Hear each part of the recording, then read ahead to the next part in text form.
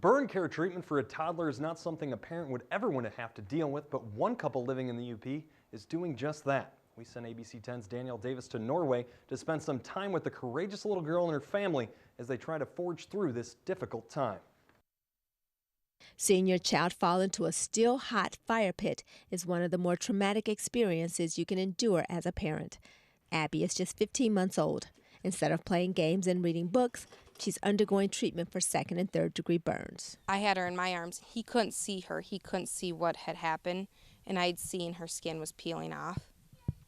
The worst part for me was the smell. Like, it still kind of comes back once in a while. I could smell that hair and the skin burning. No, I didn't really look her way because I knew I didn't want to look at her because I just wanted to get us to the hospital. That was my job. Michael says he saw one of Abby's siblings sit her down too close to the pit and was on his way to grab her, but just couldn't get there in time. He says he quickly pulled her out and they rushed her to a local hospital where she was eventually airlifted to a hospital in Milwaukee for special treatment. I just told him, lay on the horn and don't stop. Go 90 if you have to. I knew she was hurt bad. It's the worst thing that ever happened to me. And that's saying a lot. Fire pits can reach temperatures up to 500 degrees. Even though you might have put out the fire, the coals can still stay pretty hot. So you want to make sure that they're all separated and that everything gets doused with some water.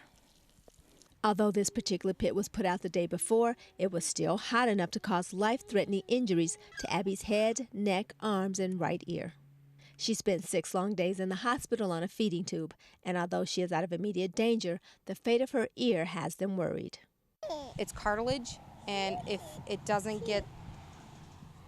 heal right, it could possibly fall off. The skin is so thin that it can burn, and I guess when it reburns, it's like being on fire all over again. Along with the critical care Abby needs to heal properly, Michael and Krystal say they are having difficulty paying to get her to and from the hospital in Milwaukee. The cream for her ear isn't covered at all by medical insurance, and that's $56 for a tube, which I have maybe a day or two left at this point. I'm not quite sure what I'm going to do about that.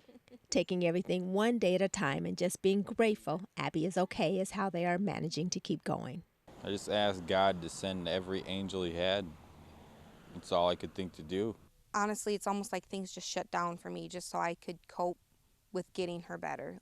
I felt like God was with me that day because I felt calm after they calmed her down.